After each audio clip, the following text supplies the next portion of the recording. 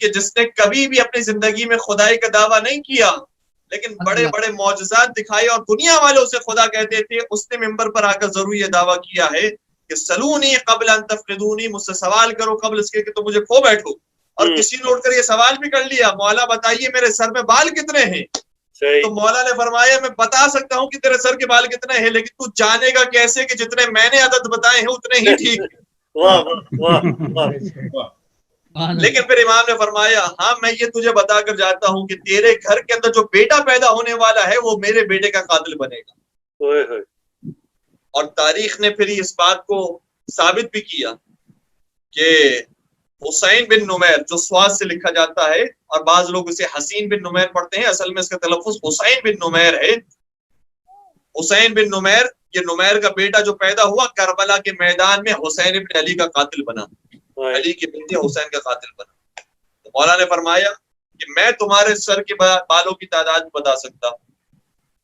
تو وہ تو نر اور مادہ نہیں بتا سکا، مولا نے بتایا کہ ہم تو تمہارے سروں کی بالوں کی تعداد بھی بتا سکتے ہیں. اور بے عین نہیں یہی واقعہ تعداد بتانے کا دوسرے امام حضرت امام حسن مجتبی علیہ الصلوۃ والسلام کے ساتھ بھی پیش آیا.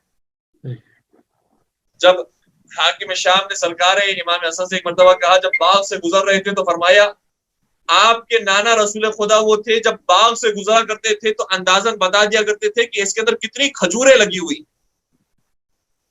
ان کھجوروں کا وزن کتنا ہے، تقریباً بیان کر دیا کرتے تھے.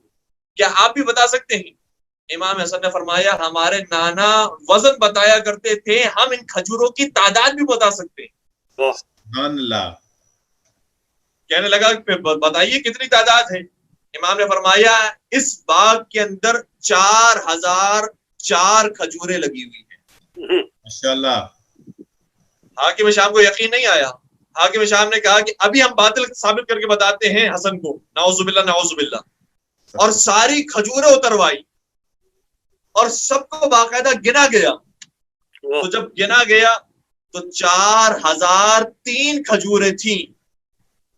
کہنے لگا حسن آپ کا جھوٹ نعوذ باللہ پکڑا گیا، آپ نے غلط بیانی کی ہے. آپ نے کہا تھا 4004 کھجوریں ہیں، یہ 4003 کھجوریں نکلی، ایک کھجور کم ہے. اللہ اکبر، کتنی دشمنی تھی آل محمد سے.